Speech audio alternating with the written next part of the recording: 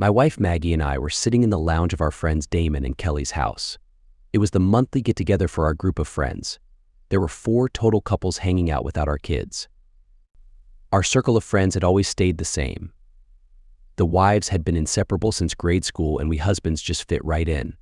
It took about 3 years after college for the group of girls to all get married and start families, and they were all stay-at-home moms. We all lived near each other in a quiet suburb west of Chicago. They called themselves the SSEHM's Club. We were the first to marry and the second couple to have children. Damon and Kelly had 2 children, first 5-year-old twins. Mark and Jill had a 3-year-old. We had 2, aged 5 and 4, and Steve and Robin had 1 4-year-old. Oddly, all of the kids were girls except our son Cody. There was nothing exceptional about any of us. Damon owns a bar club with a decent crowd on DJ nights. I'm a CPA. Mark is a manager in a grocery store chain, and Steve sells insurance. The wives were all attractive, wearing the trendy soccer mom look and all reasonably pretty, but Jill was stunning in college, and from what I heard from my wife, a bit wild. We were drinking Damon's Johnny Black. The ladies were enjoying whatever white wine ladies drank, and we were all having a good time. We guys were pretty close. Not as close as the ladies, but we had our guy time regularly. Usually it was on the golf course or in a darts league at Damon's bar. So as we sat in couples talking about our kids and their latest activities, Jill changed the subject and said, "I love being a responsible mom, but I miss going out dancing." The other ladies agreed and began reminiscing about their pre-kid adventures. Maggie said, "Why don't we plan a night out and go dancing tomorrow? We can leave the men in charge of the kids and have a fun night out." Damon said, "Why can't we come with you?" "Who are you going to dance with?" Kelly said. "Whoever wants to. We can let loose and have a great time, without husbands or kids to worry about weight," I said. That's the whole point of having these monthly get-togethers. A night out away from the kids. Now you want a night away from your husband too. Why? I don't need a break from you. Why do you need one from me? So you can go out and be hit on by some random guy. We all had already heard Damon's stories over the years of the crazy things that happen in his bar. We heard about confrontations between husbands and wives doing things they shouldn't be doing on the dance floor. Why would the ladies think we would let them get into those situations? Paul, it's not about getting hit on, it's about taking a break and having some fun for a few hours, Maggie said. Damon jumped in and said, "Fine, do it at my club. The drinks are on me, no way. So you can watch over us?" "Forget it," Maggie said abruptly. "Watch over you? What will you be doing that makes you worry about that?" I shouted. At that point, the night devolved into arguments and accusations. I wasn't the only one concerned about the motivation for it, and it became clear that they had already talked about it before the party. We were caught off guard, and I was frustrated. "All right, let's call it a night. We need to cool off. Things have gotten out of hand over a silly night out," I said. "Agreed," Damon said. "We have an early tea time at Cantini in the morning, boys." "It's not over," Jill said. "We're going out tomorrow night, and that's final." Her husband, Mark, said, "We'll see about that," and walked out the door. I was happy because he was directly behind me in the driveway, and I wanted to leave. "Let's go, Mags," whatever she said, and stormed out. I shrugged my shoulders and said goodnight to Damon and the rest. The ride home was silent as she sat with her arms folded like a sulking child. All she was missing was the pout, and her sulking could have rivaled my 5-year-old's. I couldn't shake my frustration with the situation. They clearly planned it all out and already decided on the night. I think we all trusted our wives, but on some level, we questioned why they felt the need to have a night away from us. It's not like we've been married for decades and our lives were dull. Maggie and I had plenty of adult nights out, and they were easy to come by since both sets of our kids' grandparents lived nearby and loved to take care of them. They even gave us opportunities to spend nights without kids. Did one or more of the ladies want to cheat? Did they want to flirt with and be approached by men who weren't their husbands on the dance floor? Why would they think we would be spying if they went to Damon's bar? What were they afraid of us seeing? As I pulled into the garage, she was practically out of the car before I even stopped. With the kids at her mother's, I figured I was going to get an earful as soon as the garage door closed. After 3 glasses of wine at the party, she was just open enough to let out all of her frustrations. "Why are you being so difficult?" I had to think quickly and decide how far I wanted to take it. I decided to just let her vent and lose some of her frustration. Well, what's your problem with me going out with my friends? Do you feel like you own me? Do you think I want to do this to go out and have fun with someone else? Answer me. I sighed and calmly said, you tell me why it's so important to go out without your husbands. Why can't you dance with us and have fun together, as you said, with your husbands? Why risk getting uncomfortable or, God forbid, worse, when you can dance all you want with us there? You've heard Damon's warnings about safety. Can't you understand that we just worry about you? You have nothing to worry about. All we want to do is relax and have a good time. Then do it at Damon's bar where X can watch over you. We'd all feel better if that were the case, and you'll save money too. X is Xavier, one of Damon's weekend bouncers. He's a very tall and intimidating guy. I'll talk to the girls. Maybe we can find a compromise, she said.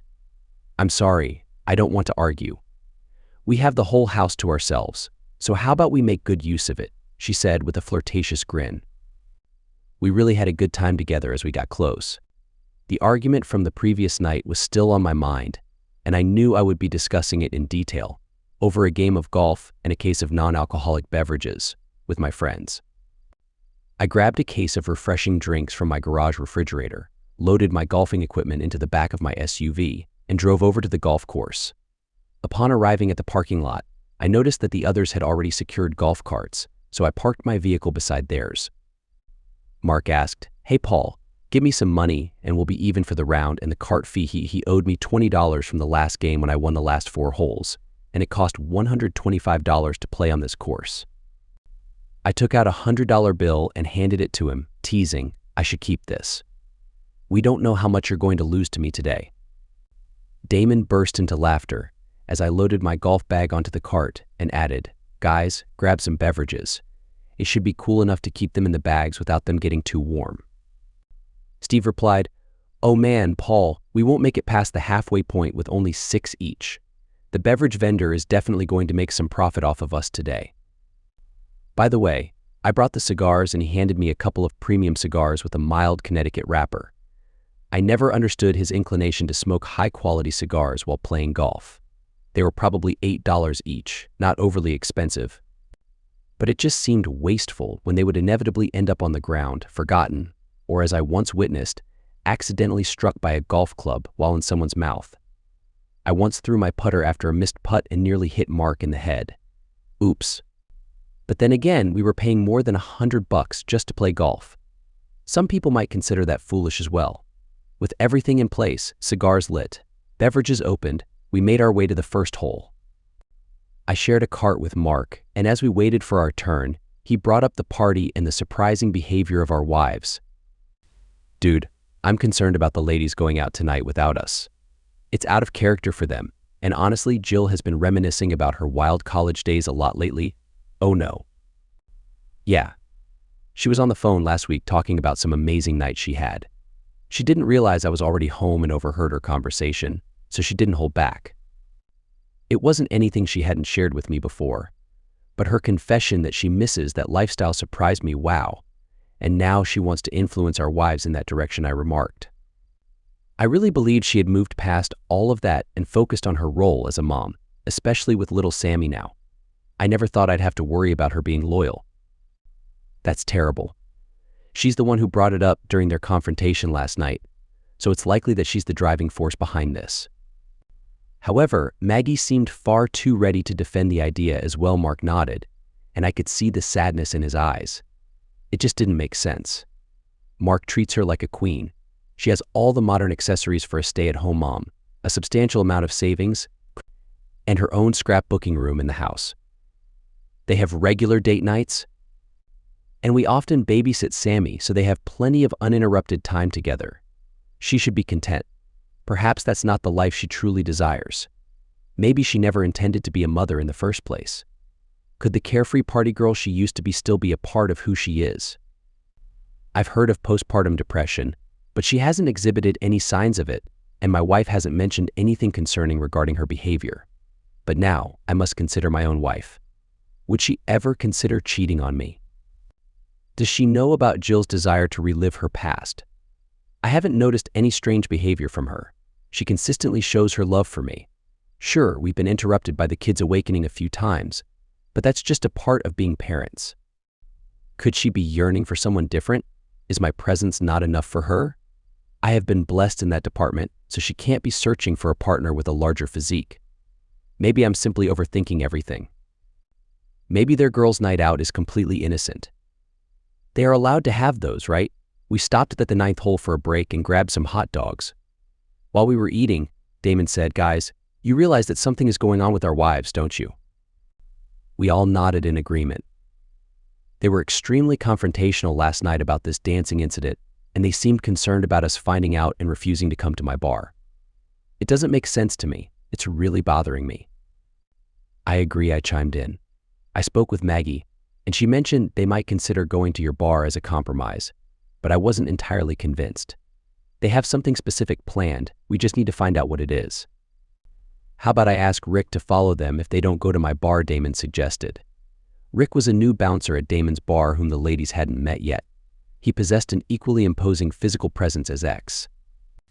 All right, I like that idea. Would he intervene if things went too far with other guys? I inquired. Dude, I'm paying him to do whatever we ask him to do, Damon assured. Sounds good. Let's finish the back 9, and then we can devise a plan, Steve suggested while lighting another cigar. We completed our round of golf and found ourselves seated in Damon's bar, deep in conversation with Rick. So here's what we need: tail our wives wherever they go. Remain inconspicuous and observe their actions. If things become too inappropriate, document them with your phone and send me the evidence. Any form of physical contact, such as hugging and touching, should be recorded. If any of them attempt to leave with another person, intervene, Damon explained. In what way should I intervene? Rick inquired. Do you want me to physically restrain them? No, just follow them and continue recording. Then stop them and ask the particular lady if her husband would approve. At that point, show her the footage of her leaving with someone else. That should dissuade them from continuing. If she comes up with some excuse about needing a ride home, call an Uber for her. If the other person becomes physical, well, then that's their mistake. Rick smiled confidently and said, "Understood, boss. I'll take care of it for you. My wife's friend Kara cheated on her husband and got pregnant by a male entertainer. That unfaithful wealthy woman abandoned a great guy and decided to party as if she were single. I detest cheaters, guys. Why don't you come to my house with the kids tonight? They would love a sleepover, and if something happens at the club they go to, a couple of us can quickly retrieve the kids without worrying about them," Damon suggested. That's a great idea, Damon and I agreed. We'll touch base after our wives reveal their plans, and we'll coordinate from there. As I entered the house, Maggie swiftly grabbed her car keys and hurried past me. Heading to the store. "I'll be back soon. Hey, could you pick up some shaving cream, sweetheart?" I requested. She paused at the car door and said, "I'm not going to the grocery store. I'm going to the mall with the girls to find a dress for tonight." Why do you need a new dress for tonight? Are you trying to impress someone? Don't be ridiculous. I want to feel good about myself. Not just like a typical mom. You are a mom, and you're my wife. Don't forget that. I slammed the door shut and walked upstairs to check on the kids. They were sound asleep, so I took a shower and prepared some lunch. They eventually came downstairs and settled in front of the TV, engrossed in their favorite movie, Frozen 2. Happiness washed over me as I witnessed them sitting side by side on the floor. I couldn't help but reflect on the profound love I had for my family. The thought of Maggie contemplating infidelity would absolutely devastate me. Why would she risk everything we've built together? She had always appeared content. Before we got married, we had numerous conversations about our dreams for the future, and we shared the same vision: a loving family. She must understand that if she cheated, it would be the end of our relationship. I had a previous engagement where my partner was unfaithful, and she was the one who truly helped me move on from that 6-month period of heartache and showed me that I could love and trust again. I would never tolerate infidelity, and I would never support her friends in their unfaithfulness if she herself were not involved. Someone needs to be the voice of reason, not an enabler. I expect that person to be her. I was playing Candyland with my children when she arrived home at 6 p.m. Our usual dinner time had come and gone, and we decided to snack instead since we were having pizza at Steve's later. She brushed past us and headed straight to our bedroom without uttering a word. It was clear she was avoiding me and the impending discussion about her night out. It shouldn't take nearly 4 hours to shop for clothes. Cody shouted, "Mommy, come play with us." Either she didn't hear him or chose to ignore him. I had a sinking feeling it was the latter. "Go and talk to her, buddy," I said, and he raced up the stairs. I couldn't hear their conversation from downstairs, but I did hear the sound of his bedroom door slamming shut. My daughter Heather exclaimed, "Oh yes, sweetheart. Definitely, I walked upstairs to see what was going on and heard my wife on the phone." She had the bedroom door closed, but I could make out her side of the conversation well enough. "Right," she said. "There's no way we can have a blast at Damon's. I say we tell them we are going there, just so they don't argue about it, and then we head over to saddle up for the real party after a few drinks at Damon's. They've got a huge floor and all kinds of dance music." She said goodbye after that, and the shower started. I opened the door to Cody's room and he was crying. "What happened? Kiddo, mommy told me to stop bothering her and leave her alone." I hugged him and said, "Don't worry, son. We're going to go to Uncle Steve's and have a sleepover with all your friends, Heather too. Yep, your sister too. Now cheer up and let's finish our game." He ran downstairs, and it was as if nothing happened. Thank goodness for short attention spans. I texted the guys in a group chat and let them know what I heard. It was Jill she was talking to, because Mark told us he was listening to Jill's side of the same conversation. I was finishing up Candyland cleanup when she came down wearing the most stylish short skirt and high heels I'd ever seen her wear. "What's for dinner?" I asked while the kids were in their rooms. "What do you mean?" "I told you I was going out. You have to handle dinner." "Actually, none of your plans were discussed with me. You left here and ignored me all afternoon. Now I see you dressed up and you're leaving. That made her angry. Forget you. You don't have to be rude about this. We're just going out to dance." "Right, dancing. In a skirt that barely covers you up and shoes you can barely walk in. You're wearing more makeup than a famous rock star and you smell like a perfume store. You snapped at your son, who was still crying over you telling him to leave you alone when I found him. And you couldn't care enough to comfort him. What happened to you? What happened to the woman I married, whose dream it was to be a mother?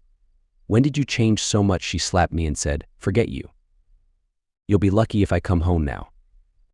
She stormed out of the house and didn't even say goodbye to the kids. I was not feeling good about the night.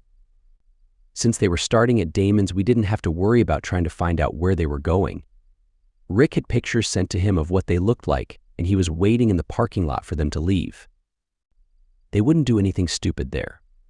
At 9 o'clock, Rick sent Damon a photo making sure the group of women leaving was them, and the fun was about to begin. With the kids in the basement watching movies, Steve had his older niece over keeping an eye on them. We were huddled in his family room, drinking from Steve's awesome beer selection, waiting for updates, and jumping every time a text came in. Rick just got to saddle up. "They took 2 cars, that's nice," Mark said. 2 cars, so if one leaves they can still have a ride home. I shook my head at our collective paranoia. 20 minutes later, we got another. Rick dancing now. Nothing out of bounds. No guys, yet we all breathed a momentary sigh of relief, but the stress was getting to us. We were all several beers in, and it wasn't low-alcohol Miller Lights we were drinking. These were heavy-duty, high-alcohol craft beers. I made a decision to stop drinking. If there was trouble, someone had to be sober enough to drive. The next text came a short while later. Rick, a group of cowboys that are all hat and no cattle, brought over a round of drinks. Lots of appreciative touching. No line crossed. Yet at that point, Mark was ready to run out and intervene. "Hold up, Mark," I said. "We expected some of this. It's not even as bad as we feared it would be yet. Let's wait a bit before we go off with guns blazing." "Okay, Paul, you're right. Shoot." "I'm so nervous though, we all are," Steve said. "Simon, have some pizza and calm down a bit." The beers are taking effect. As we were eating the leftover cold pizza, Damon's phone dinged again. Rick sending pics. Dancing dirtier now, our stomachs knotted up waiting for the pictures to come through. When they did, they were bad. There were no pictures of Robin. Jill had a hand on her backside in what looked like a slow dance. Kelly had her hand on her cowboy's backside and Maggie was close to her guy. Damon texted Rick about Robin. "What about the other redhead?" "Rick, she won't dance slow dances. She only dances fast numbers and line dances, and she isn't drinking." Her rhinestone cowboy moved on to greener pastures. Steve was happy and seemed like a huge weight was lifted off his shoulders. The rest of us, not so much. Steve went down to check on the kids while we fretted and got more upset by the minute, fearing the worst. Damon's phone dinged again.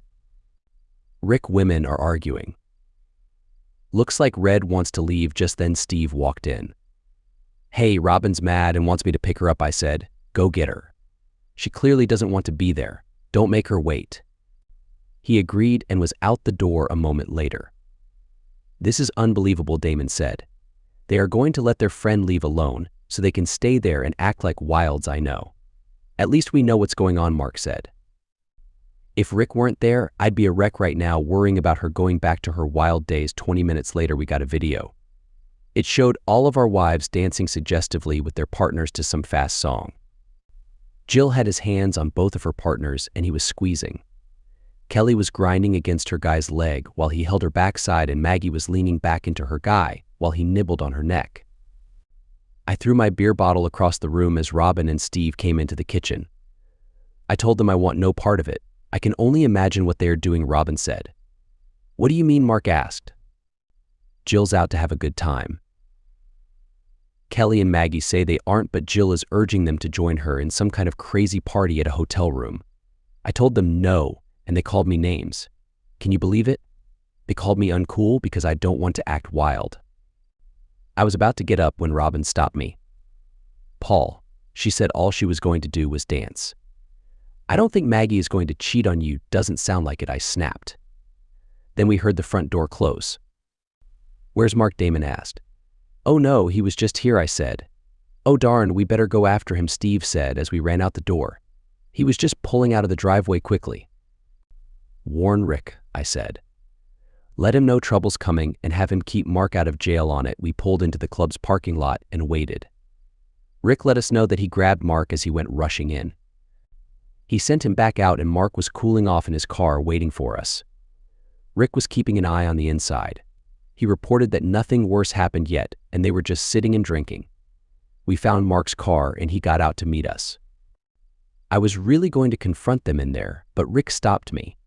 I assume you warned him I was coming. Yeah, we don't need to be bailing you out of jail, Damon said. Damon's phone dinged. Rick, girls are leaving paired up. I know you're out there, but let's stick to the plan. Stay in your cars, all right, guys. Back in the car, they're coming out, Damon said. We saw the ladies' cars 2 rows in front of us, so we got in Mark's Traverse and waited. They came out laughing with their arms around their wannabe cowboys, and Rick was behind them recording as planned. Jill and her man got into the back seat of one SUV. Kelly and her man got in the next car, while Maggie and her man had to find his car for their privacy. As luck would have it, while Rick was stopping Kelly and Jill, Maggie was walking towards our car. As she approached, she didn't even notice us. I rolled the window down and shouted, "Hey!" She turned around the wrong way looking for me. I saw the panicked look on her face as she looked around. I opened the door and the others followed. They went to deal with their friends as I walked over to mine. Well, what's happening here? I asked. What do you want? Jerker man said to me. I want to confront you for messing with my wife. That's what I want. Hey, she said she was in the middle of a divorce. I didn't want to get involved with someone who's still married. Too complicated, she started crying and leaned on the trunk of the car next to her, burying her face in her hands. Yeah, it seems like she was telling the truth. She is in the middle of a divorce now, I said, walking away. You can have her, but be careful, she doesn't seem to be committed to one person anymore. No, she screamed and grabbed my arm to stop me. She must have been really drunk because she ended up falling down. I looked at her crying on the ground and decided to take a photo with my phone. She looked up at me and asked, "What are you doing?" I looked at her with disgust and replied, "Every time you beg for my forgiveness and ask to come back, I will look at this picture of you drunk and sitting on the ground. I will remember this moment and recall that you were going to be with that jerk." The jerk walked over and said, "Why are you acting this way?"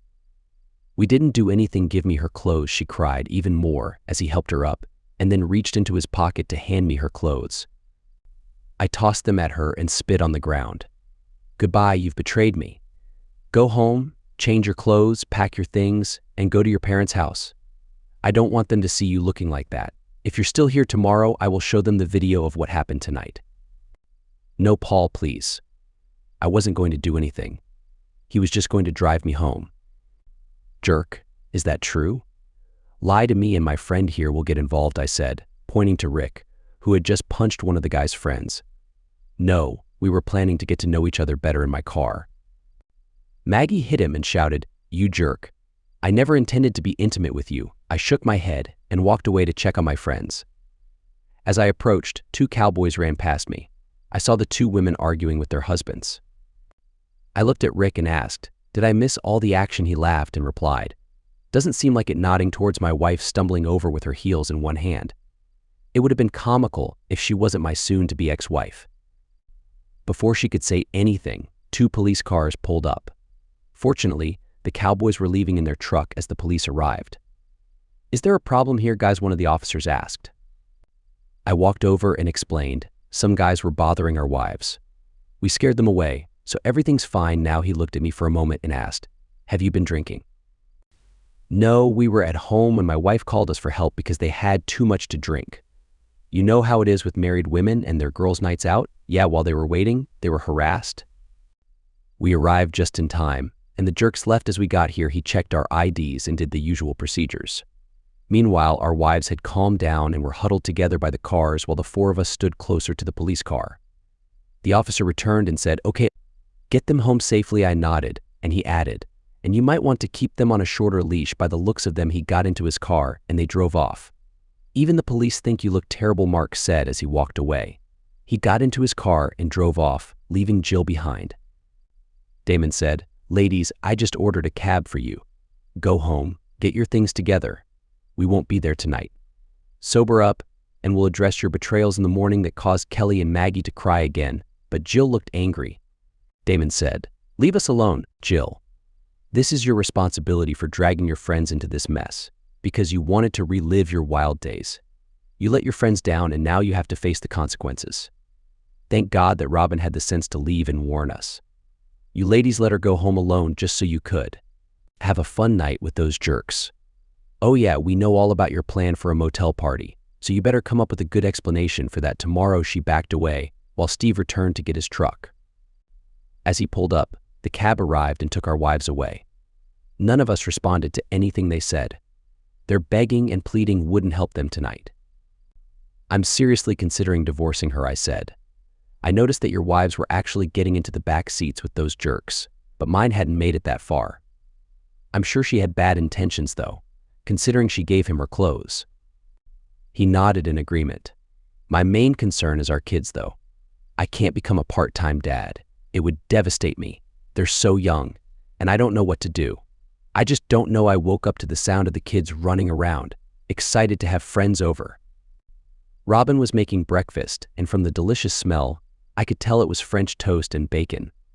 I also smelled the aroma of coffee, so I headed to the kitchen to grab a cup of much-needed coffee. I glanced at the clock and sighed. At least I had a few more hours before my wife, who was probably hungover, woke up. I hoped. I dreaded dealing with the chaos from the previous night as I turned on my phone. I noticed that I had 5 voicemails, 3 from her, 1 from Mark, and 1 from Dale, her dad. I listened to Mark's message first. He just wanted me to know that he went to a hotel and was all right. Dale's message informed me that my wife was safe with him. Turns out she didn't go home, she went straight to her dad's place. I could only imagine the conversation they had, given her state. I didn't bother listening to Maggie's voicemails. I tried to read the text from them, but they were so jumbled and incoherent that I deleted them. Steve and Damon entered the kitchen a few minutes later and sat at the counter on bar stools. Robin was the first to speak. "I'm so sorry, guys. I really tried to talk some sense into them." I said, "Don't worry about it, Robin. You're the only smart one for leaving. We had a guy in the bar watching the whole time," what she exclaimed. "You were spying on us. You jerks." "Quiet," Steve shouted. "How dare you be upset that we were worried and had someone keeping an eye on you? Do you have any idea what happened last night? We caught them leaving with guys, Robin." Jill and Kelly got into the back seat.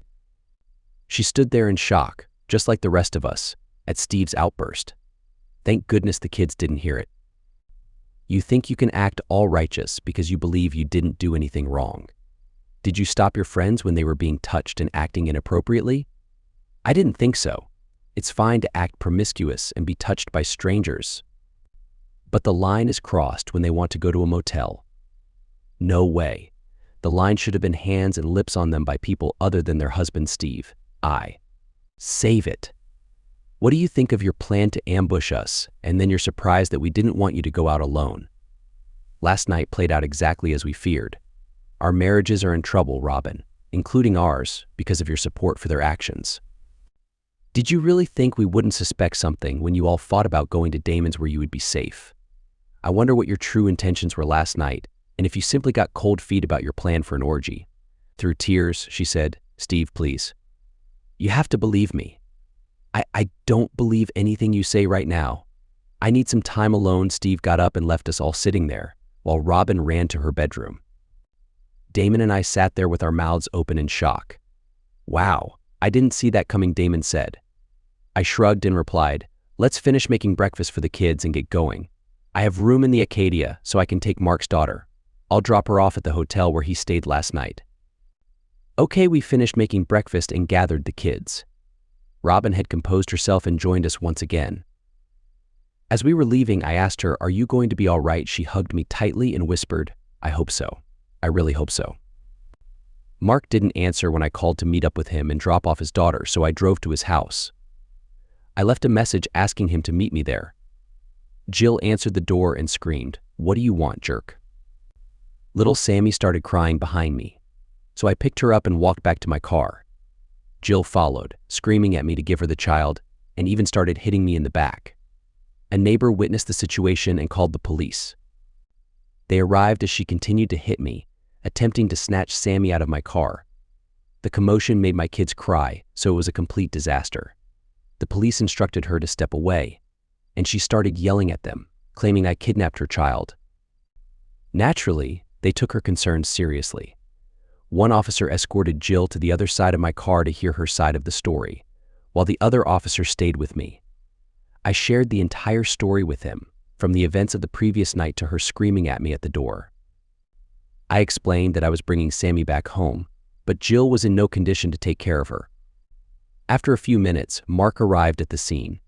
He approached me and the officer, asking what was happening.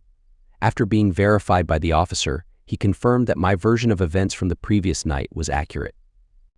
Mark also played the voicemail I left him, stating that I was going to drop Sammy off at their house and meet him there. Finally, the officer relaxed and was convinced that I posed no threat to anyone. He allowed Mark to take Sammy away, despite Jill's objections. Jill was like a banshee, pounding on Mark's car as he drove away, and even throwing a brick at the car. That led to her arrest. Wise decision on Mark's part to go to the police station and file a restraining order. The arrest report from Jill's outburst made it an easy process. I drove home to see if Maggie came back or if she was still at her dad's. I assumed she was still asleep, considering I hadn't received any calls from her. I brought the kids inside and settled them in front of the TV with a snack. Then, I walked into the kitchen to call Dale. "Jesus, Paul, what happened last night?" "Maggie came back here completely drunk and dressed inappropriately. She said you kicked her out and she hadn't even done anything. She passed out before I could get any more information from her, and she's still sleeping like a log. We're extremely worried." "Dale, she and her foolish friends went out dancing in that state. Let's just say I caught her walking towards a car with another man. Oh my God. Yeah, well, it didn't go too far, but only because I intervened. She was going out to do things a wife shouldn't do." "I'm sorry, Paul. What happens now, I don't know, Dale. Can I forgive her for planning to betray me, and only because of my intervention? Did it not happen, Paul? You know I care about you, but she's my child. I want you to try and forgive her. At least consider it for the kids' sake. Dale, you don't even know the half of it. Even the events leading up to it show she had no respect for our marriage or our family. I need some time to think about this. You're right about the kids, though. That's my priority. Would it be okay if I come over to pick up her car from the club she was at? Sure, son. Come on by. Katja would love to see her grandbabies if you want to leave them. Sounds like a plan." As we drove to the club, I explained the whole story to Dale. He was rightfully surprised, but still encouraged me to forgive her. Just as we were pulling into the parking lot, my phone rang. It was Maggie. I ignored it and Dale frowned. "You can't avoid her, son. You have those 2 little ones and you need to talk to her. You can't let it become worse by not communicating. I know. I'm going to go home and wait for her. Would you mind watching the kids while we talk there? Of course. Please listen to her side. Maybe you could also talk to a counselor or a trusted person to help you get through it, sure Dale. Step by step, though, I sent a text to my wife telling her to meet me at home at 1, and she must answer 4 questions honestly to start a dialogue. 1, did they plan to pick up men? 2, were they planning to go to a different place? 3, why did she give him her clothes? 4, what was her intention in going to his car with him? Some of the answers were already known to me. However, there were some lies from her that night in the heat of the moment. I would be able to tell if she lied to me. Her right eye has a small twitch when she's lying. I've always been able to catch her, even in small fibs. That's probably why she avoided discussing her plans before they went out. She knows I'm aware of her nervous tic. Maggie's parents, Dale and Katja, had a wonderful marriage.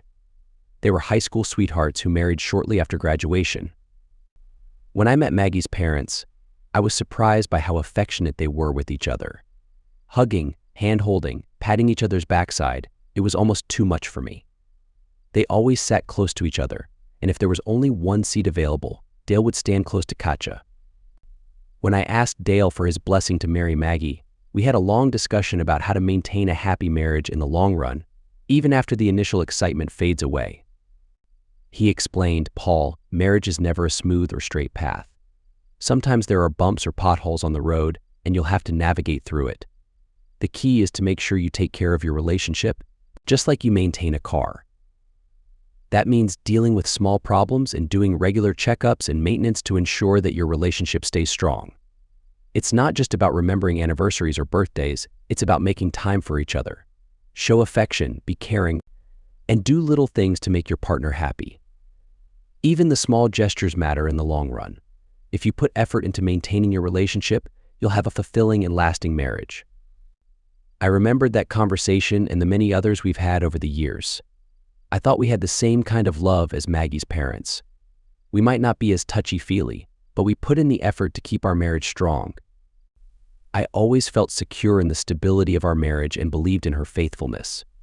It was unimaginable to me, until that night, that she would ever betray our marriage. Did I miss any warning signs? Was I neglecting the small things that keep a marriage healthy? I needed some time to reflect. At 1 o'clock, she came home looking upset. Her eyes were still red and puffy, indicating that she had been crying. "Paul," she said, "go freshen up." "I don't want to see you dressed like that," I answered sternly. There was no real reason for me to ask her to change. Was it because I didn't want to look at her in that state, or did I simply need more time to think? I turned my attention back to the TV and realized that I had been watching the kids' movie without even noticing. My mind was preoccupied with thoughts. Half an hour later, she came downstairs after taking a shower. She was wearing a pair of yoga pants and a t-shirt that I knew always caught my attention. We had shared some moments in the past when she wore those pants. Part of me thought she wasn't just dressed for comfort, but trying to provoke me. It didn't work. "Paul," she said. "Honey, I interrupted. "I asked you to have answers to 4 questions ready before we talk. Can you answer them?" "Yes." Well, she sighed and said, "I swear, I didn't go out with the intention of hooking up with anyone." I remained silent as she waited for me to respond.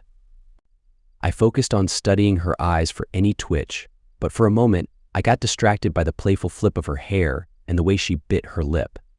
I loved her so much. She was making it difficult for me, and I don't think it was intentional. Without the kids around, I should have already embraced her passionately. But despite all that, I couldn't ignore the fact that she didn't fully answer the question. I wanted to know about the group's intentions, but I let her continue.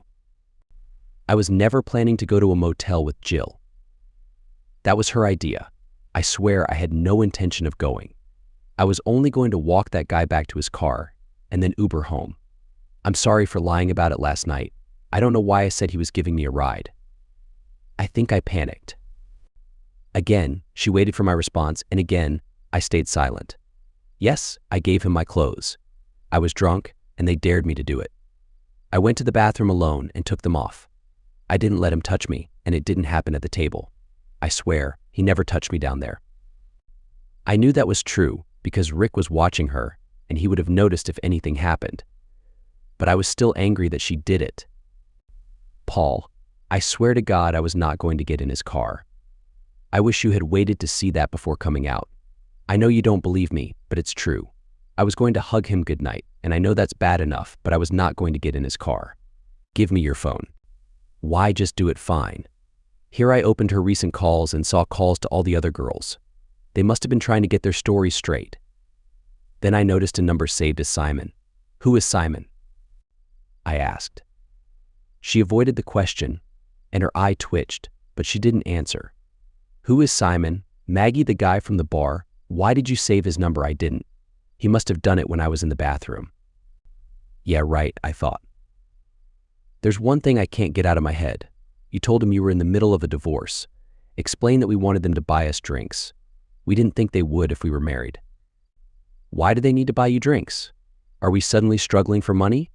We have enough in the bank. I'm sorry. I don't know what else to say. We were foolish, I understand that. I messed up, but I never intended to cheat on you. All the evidence seems to suggest otherwise.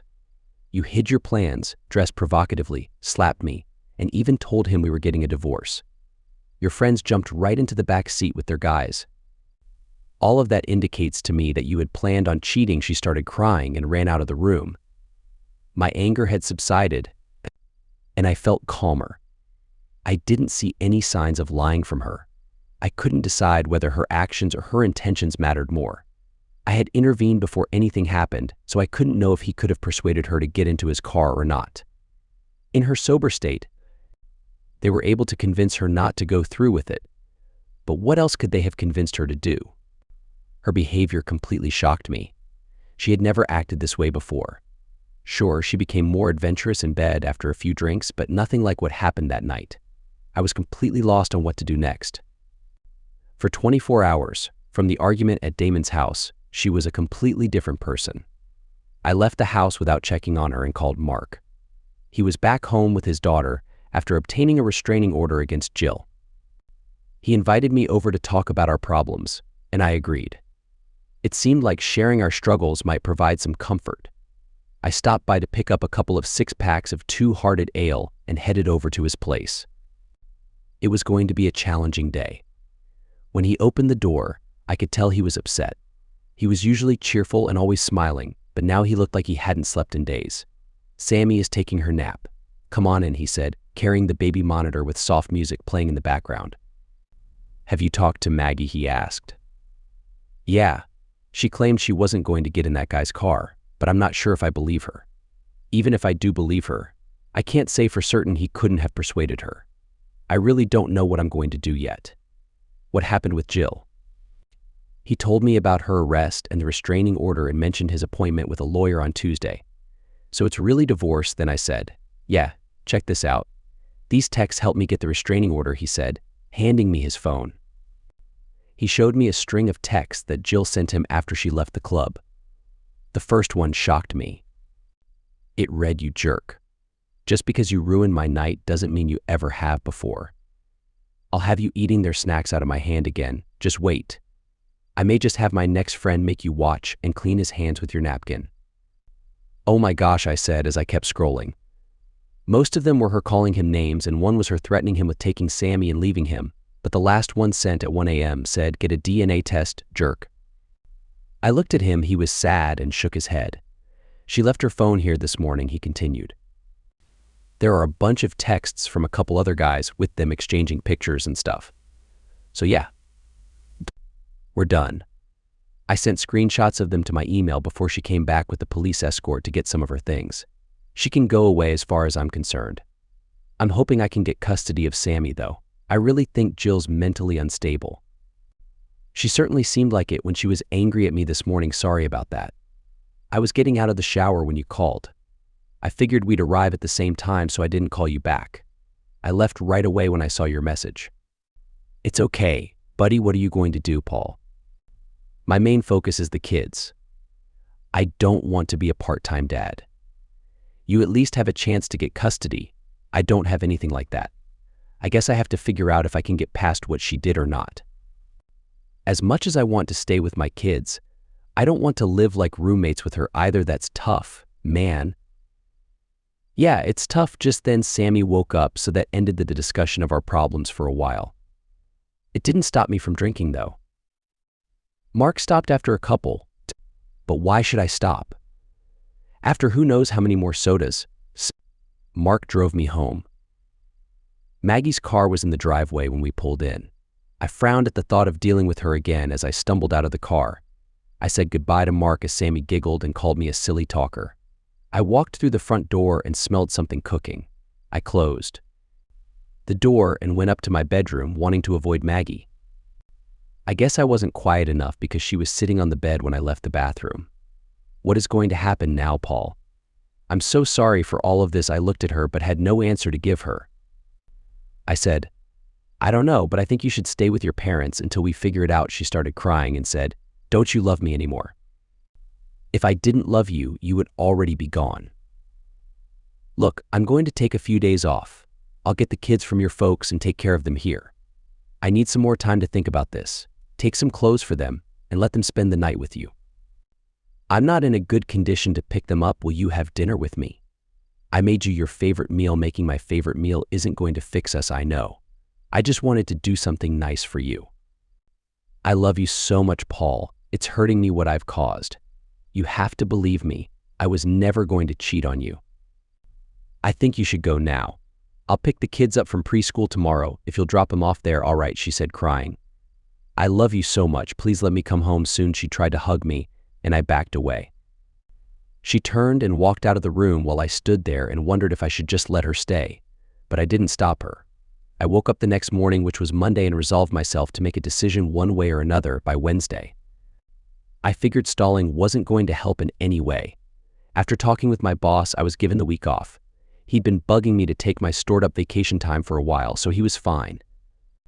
I made an appointment with an attorney for the coming Wednesday to see what I was dealing with if I chose the divorce route. I hoped it wasn't as bad as my internet research looked like it would be. I also sent a group text to the guys to see if anyone did the same thing I did by taking some time off. It turned out all of the guys had taken at least the day off, so I suggested that we all get together. Steve had Robin at home, so we all decided to meet there. Robin could watch any kids that weren't in daycare or with their mother. Steve and Robin made peace when he calmed down. I was glad about that because we knew that she didn't act inappropriately, like the other wives did that night. I didn't think she should be punished as much as the others. Damon had asked Kelly to stay at her parents' for a few days, and she did. He hadn't made any decisions yet at that point either. Mark was still moving forward with his divorce plan. The utter disrespect that Jill had shown him was too much to overcome. No one blamed him for that decision. He had proof of her infidelity from her phone. As we sat around the kitchen table talking, Damon and Steve agreed with Mark that I should try to make it work with Maggie. They all felt that she hadn't done anything yet, but it was undecided whether she would have. If I were honest with myself, I would have realized that I was already leaning that way. I still planned on seeing the attorney, though, just to be thorough. Damon had a different issue. Kelly was in the back seat with her friend, and there's no excuse for that. Even if she wouldn't have done anything with the person, something was sure going to happen. Damon was just as unsure about what to do as I was. If we didn't have the kids, our wives would already have been in trouble along with Jill. We just couldn't make a quick emotional decision like that. Families were at stake. The more I thought about it, I came to realize the fallout of divorce would be too impactful. The wives may have to get jobs. Financial support would be ridiculous. We would have an additional housing payment, and the wives would almost certainly get primary custody. As bad as I felt about it, Damon had it worse because Kelly went one step farther than Maggie had the chance to. I regretted stopping her that night. I wish I would have let her complete whatever action she was going to take with that person. I would at least have more of an idea of what her intentions were. But what kind of man doesn't stop her in that situation? I picked the kids up from preschool, and they were their usually talkative selves. That made my mood better as the afternoon wore on, and I thought less about Maggie. Around dinner time, Dale called, and after some small talk asked, Paul, how about we bring over a couple of pizzas and see if we can help you along to a resolution, Dale? You and Katja are welcome to come over, but I'm not going to see or talk to Maggie today. Paul, you can't avoid her. I'm not avoiding. I simply need time to think about my options and what I'm going to do. If you want to come by and pitch for her side, I have no problem talking with you, just not Maggie. Okay, Paul, we will see you in an hour. If I didn't like her parents so much, I would have told him to go away. Since I was already leaning towards giving her a second chance, I figured I'd talk with them. It wouldn't hurt anything. We ate pizza and talked about the kids' day until bedtime. It was a tough conversation having to explain to them why their mom wasn't home to tuck them in. Katja being there helped, and I was thankful for her. After putting the kids down and reading their story, it was time for the serious talk to start. Katja led, saying, "Paul, where do you stand right now? Is there a chance for you two to stay together?" There was always a chance. My problem is balancing her intentions with what I know and saw. She maintains that nothing was going to happen with the person, and that's fine, but she told him she was in the middle of a divorce. Katja gasped. She said it was so he would buy her drinks. We aren't hurting for money. There's no need for people to be buying her drinks. She also gave him her clothes. Oh my gosh, she said. Dale hung his head. I had told Dale the whole story. I guess he didn't tell her. I don't blame him. It's bad enough he knew what happened. Paul, I don't know what to say to that, she said barely audibly. I know. It's terrible. She said it was because she dared to do it and was too intoxicated to make a good decision. Who dares someone to take their clothes off in a bar if you're not trying to get in with them? And who gives them to him if she wasn't going to let him? That's not how a wife and mother is supposed to act. What am I supposed to do knowing all of that? On top of all that, it was planned ahead to be a wild night for at least her friend Jill, and maybe all of them. We asked them to go to Damon's bar so we knew they would be safe. They said no, that they didn't want us spying on them. Does that sound like it was going to be an innocent night out? Not to me. That's why we had them followed. Thank goodness you did, Dale added. Yeah, well, Mark and Jill are going through a separation. Damon and Kelly probably are too. It would be definitely if Damon didn't have kids to think about. The only safe couple out of all of us are Steve and Robin. And that's because she left when they started crossing lines. They were even up in the air because Steve hated that Robin didn't try to stop their behavior. What about counseling, Dale said. Oh, that has to happen at a minimum if I decide to give her a chance. No doubt about it. Something led her to make this awful decision of going out with her friends, knowing that Jill fully planned on picking up a man. She should have been the voice of reason and stopped it, not gone on encouraging it. They nodded in agreement. I noticed they were also holding hands so tightly it was as if they were afraid to let go. God, I wish Maggie loved me that much. Dale asked, "What's next, Paul?" I'm seeing a lawyer on Wednesday. I gave myself a timeline for making a decision after that meeting. We really hope it doesn't come down to that, son. We hate seeing our family being torn apart by this. Don't forget we're collateral damage in your decision. We love you as a son, I know. I love you too. I'm sorry you have to go through this. There really wasn't much to say after that. They made their goodbyes and I made my way into the bottle of Glenfiddich. Tuesday night, I had a knock on the door. Dale was delivering me a letter that Maggie had written. I don't know why she felt she had to write me a letter. I would have taken her call. I just didn't want to be around her. The letter didn't say anything that she hadn't already said. I got the feeling she just wanted to tell me that she loved me over and over again. As if somehow it being in writing would be more believable. I met with the lawyer for no reason other than to see how difficult it would be if we go our separate ways.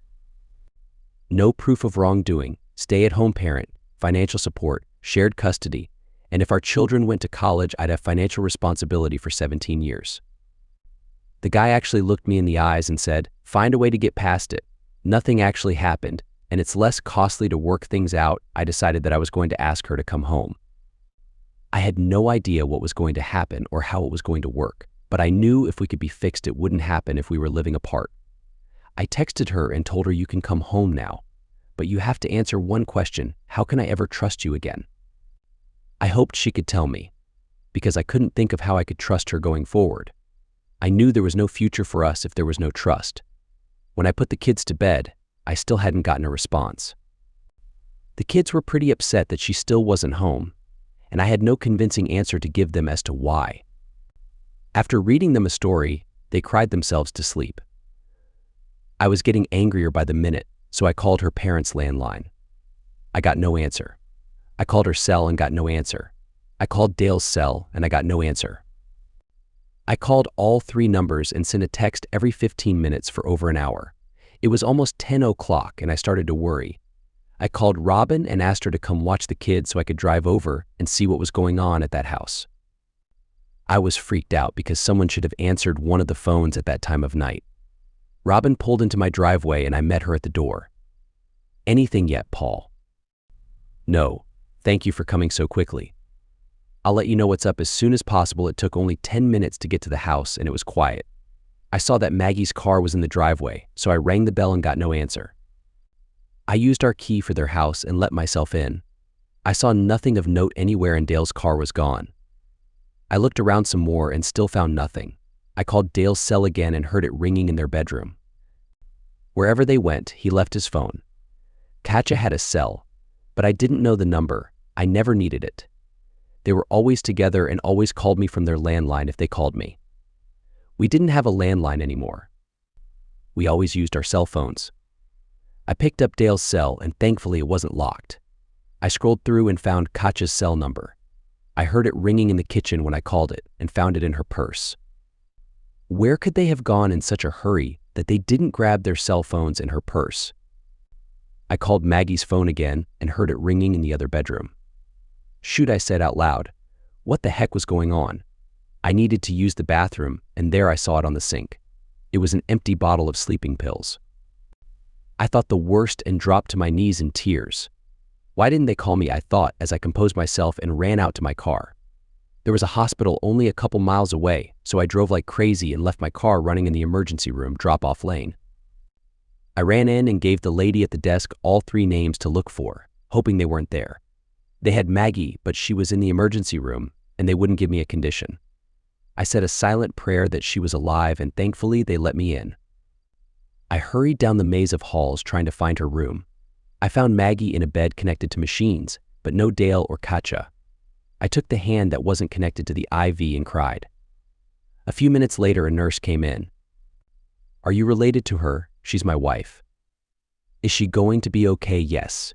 She had her stomach pumped. She'll sleep for a while, but all of her functions are normal now. They got her here in time, thank God." "I'm glad they found you." Her parents were frantic about it once everything calmed down and they realized that they didn't call you and they didn't have their cell phones. "She's going to be moved to a room to be kept overnight soon. You've got some forms to fill out, insurance and such." "Okay. Thank you." Just then my phone rang. It was Robin. "Paul, she's in the emergency room. You have to..." "I'm here, Robin." "I'm with her. How'd you know?" "Dale says he couldn't call you. I found an empty pill bottle and their phones at the house and feared the worst. I rushed over here."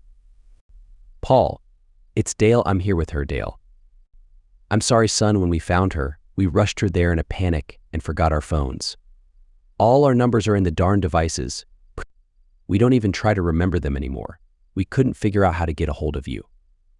Katja was in bad shape and panicking, so I couldn't leave her until they told us Maggie was going to be all right. Once Katja settled down, I rushed over here to get you. Katja isn't in the room. I'm not sure where she is. She was going to the chapel.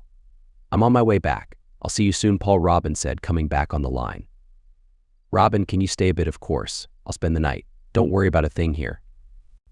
"Thank you." "I owe you. Forget it." "Keep me posted." "I will. Thank you."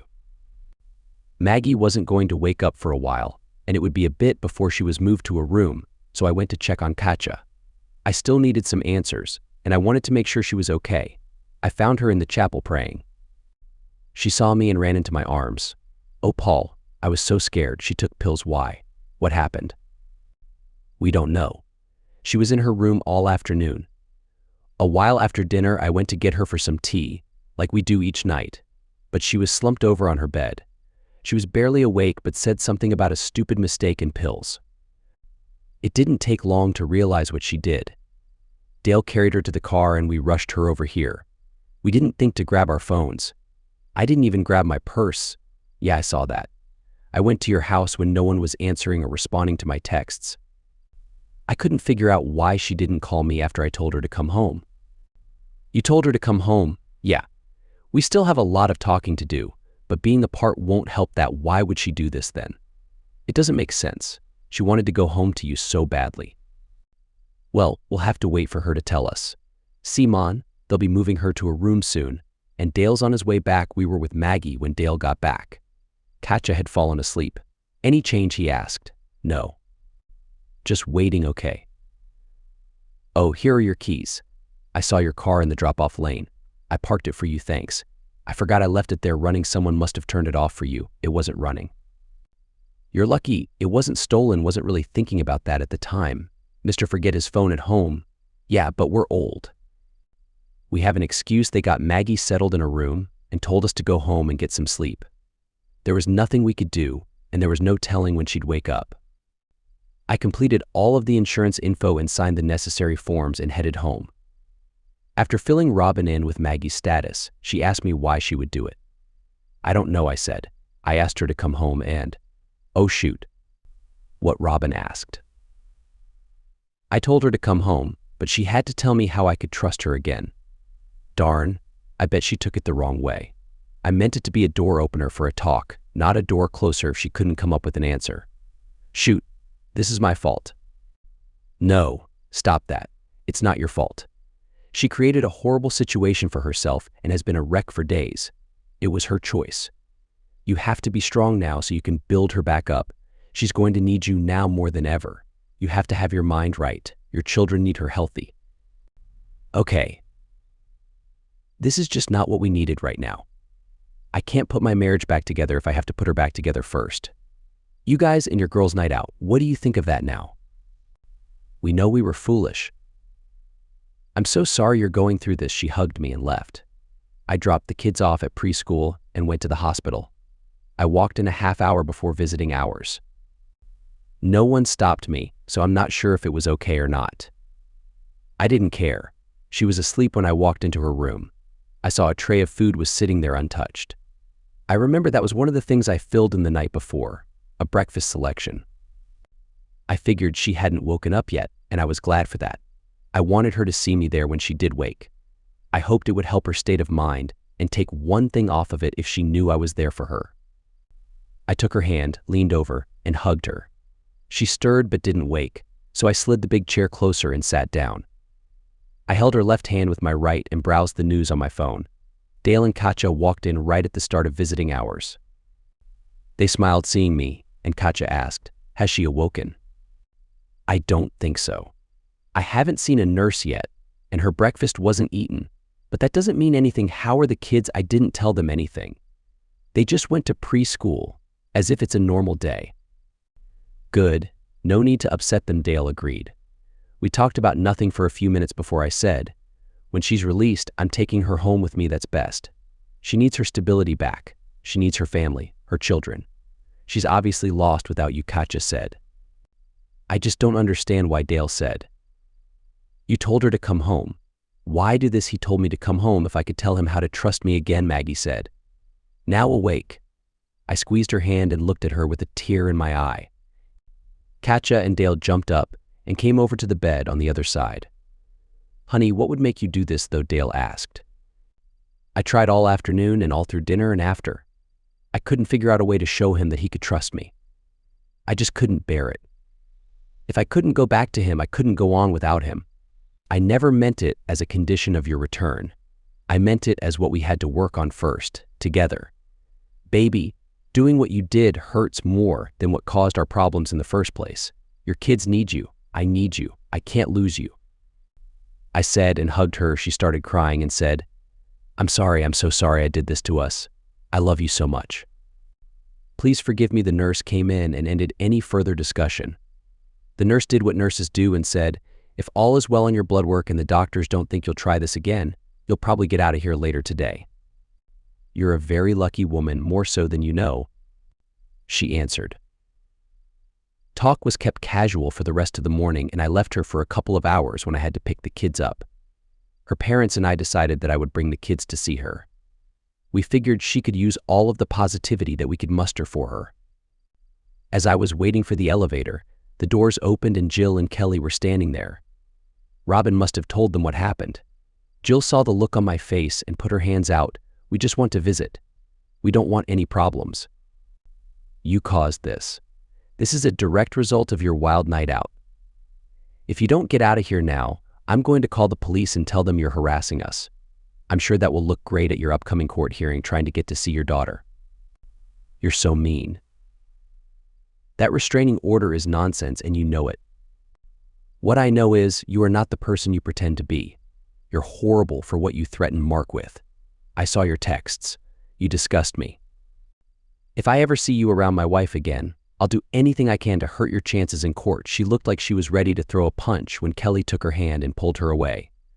You don't need this right now, she said. I told you this was a bad idea. You're terrible. Paul, Jill said as they entered the stairwell. You better hope I don't see you there, jerk. I couldn't believe she would show her face there like nothing happened. Some people just have nerves of steel, I guess. I picked up the kids, stopped at home, and then took them to the hospital. I saw her parents in the waiting area, and they said she was with a doctor, so we had to wait. We all figured it was a mental health evaluation. I told the kids that mommy was sick, but didn't get specific and they didn't ask. We decided that we'd say she had a bad stomach ache if they asked. It's silly, but we hoped they'd buy it. At 5 and 4, who knew what they would ask and believe? The doctor came to us and asked to talk to me in private. We went into a little office room, and he pointedly asked me, "Are you taking her back? She told me about your issues. I'm concerned that she isn't strong enough to handle it if you sent her away again or left her. Right now my plan is what it was before this, to bring her home. We can't fix our marriage if she isn't home." He nodded agreement. This situation takes priority though, doesn't it? We need to get her mind right before we get us right, don't we? Yes, to a certain point, he answered. You have to overlap the treatment of both. If you get her comfortable that your marriage is okay, and then it doesn't work out, her depression may get worse. I'm recommending that she starts seeing a therapist on her own, and I highly suggest you see one together. You don't have to prioritize one over the other, especially with your marital issues being the foundation of her personal issues. Can she come home? Yes. I'm recommending release today. She'll have a prescription for some antidepressants and a referral for a therapist. I suggest seeing the same one together. It will make it easier for her treatment and yours as a couple. Okay. Thank you. We brought her home and surprised her with a big welcome home banner that the kids and I made before we went to the hospital. Dale and Katja came by after a while and brought all of her stuff home. We ate dinner together with two very excited children, happy to have their mother home. She was only gone for less than a week, but it seemed like forever. Once the kids were down and her parents gone, I was straightening up the kitchen when she came up and hugged me from behind. I didn't hear her crying, but my shirt was wet from her tears. I love you so much, Paul. Please tell me you still love me. I turned and pulled her into a hug. I said, I never stopped loving you. I just can't handle what you did to me, to our marriage. You were not acting like a wife, and it was all pre-planned. You knew what Jill was going to do and you supported it. You should have stopped her, not joined her. Paul, you have to believe me, I was never going to betray you. I was never going to break our vows. I backed away and said, see? That right there is your problem. You don't see what you did up to the point I stopped you as betrayal and breaking our vows. I do. Where was the respect for me when you avoided me all day Saturday so we couldn't talk? Where was your respect for me when you slapped me and implied you were going home with a man for calling you out on your ridiculous dress? Where was your honor for me when you were getting felt up and hugged on the dance floor by a man you told we were getting a divorce? How were you cherishing me by giving some other man your clothes? Where was your love for me when you walked out to his car drunk out of your mind? She sobbed but didn't speak. We have a fundamental difference of opinion about how a wife should act. Let alone a mother of two small children. I'm sorry. I admit that I didn't act like a good wife and mother. I let Jill get me excited about going out and letting go for a night. She even helped pick out the dress. Yeah, that figures. Did you know that Jill was cheating on Mark? I had suspicions. She confirmed it that night at the bar. You know, she lost control on Mark. He had to get a restraining order. I've spoken with all of the girls. I'm up to date with them. That restraining order is nonsense though. She's not a danger to them. You know that? No, you're wrong. I was there when she started screaming at me when all I was doing was dropping Sammy off. She attacked me. I watched her attack Mark's car and throw brick pavers at it. I was there when she was arrested. I didn't know. Yeah? Did you know that she sent him harassing texts and threatened to have her lovers restrain him and make him watch, to make him clean their privates with his tongue? I saw them. Jill is a monster that needs help. I had no idea. I'm sorry. She made it sound like he was treating her unfairly. No. That divorce is going to get messy. I hope this will be enough to cut her influence out of your life. She caused all of our problems. I wouldn't even let her see you at the hospital. I know. She called me. I appreciate that, by the way. I didn't want to see her. Believe it or not, I am upset with her and don't want to be around her. I can't believe that she convinced Kelly to go to the motel with them. Oh, that's new info. She sighed and said, I'm not going to lie for anyone. They were going to warm up their boyfriends with a treat in the car. Then they were going to get a room. That's why I wasn't in Jill's car with my boyfriend. I wasn't going to do all of that, and I certainly wasn't going to a motel. I have to tell Damon, I know. She's not admitting anything, and they are on thin ice. I'm afraid their marriage won't survive, we'll see, but that's up to them. We have our own problems to deal with. I was in the bedroom getting ready for bed when she walked into the room. Paul, can we sleep together? Like right next to each other? Yes, you can sleep in our bed. But I'm not sure I'm ready for anything beyond that. Okay, I just want to be close to you. I've missed you so much. I nodded, and we lay down to go to sleep. I woke up in the morning when she started having a conversation. It felt really good, and I was going to let her finish. But then my mind flooded with thoughts of the past, and I sat up. Paul, please don't say anything. I needed to do that for you. I love you so much, and I regret making you doubt that. I sighed and pulled her into a hug. I love you too. I know you love me, but you didn't act like it. A moment isn't going to solve everything. We have a lot of work to do. More moments certainly won't hurt, though, I said as I laughed and she playfully hit me with a pillow. It took a few months of emotional counseling to get back to where we were before, but we made it. I don't see her ever doing something like that again. If she was going to harm herself over thinking she lost me the first time, I can't see it happening again. Her individual therapy sessions showed her that she depended too much on Jill and her influence.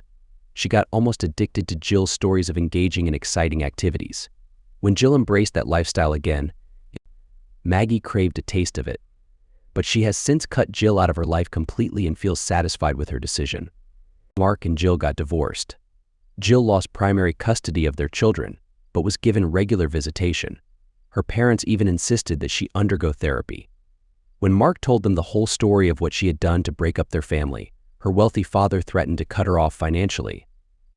Hopefully, she can recover and get better. Damon and Kelly stayed together. Damon couldn't bear to be away from his little girls. I don't think he's completely happy, but he's putting on a brave face and keeping a close eye on Kelly. She has also severed all ties with Jill. After many months of Damon pleading with me, I stopped criticizing Kelly and Maggie's friendship. I feel sorry for Damon and can't help but think he might move on once his daughters are older. Steve and Robin remained in their marriage as well. Of course, it was easier for them since Robin didn't engage in any inappropriate behavior with other people.